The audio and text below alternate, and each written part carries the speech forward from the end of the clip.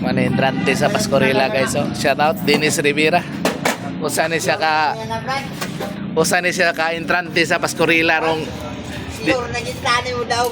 December 25 2025 day.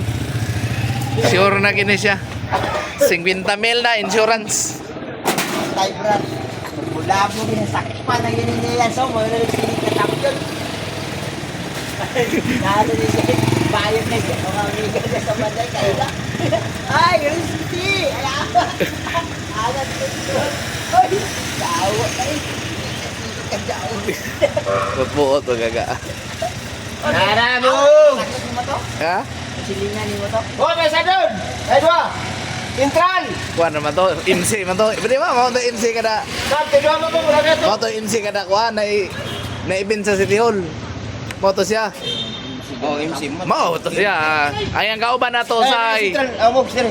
Yang kauban naso usay tambok nga bae. Oh, magtambok. Oh. Ano yung partner?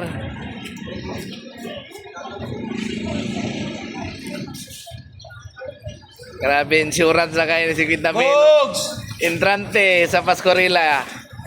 Insurance 50,000. Wala pa rin. Insurance na. Na. Nanay free ride sa Motorila karong umaabot December natay free ride. 2 hours naman ka. 2 hours lang kay sponsored by kuan siya. Isa muda. Disamuda with the cooperation with Cagayan de Oro City Tourism Office and government officials. Brad, dito i-alin. Oh, na free ride Motorila. Loe lagi ni magaling ka paano ba? Sabi na side dire. Hoy. Orange. Orange liner man. Gikan sa Oy, sek gikan alas 6 padong alas 8. Free ride dire.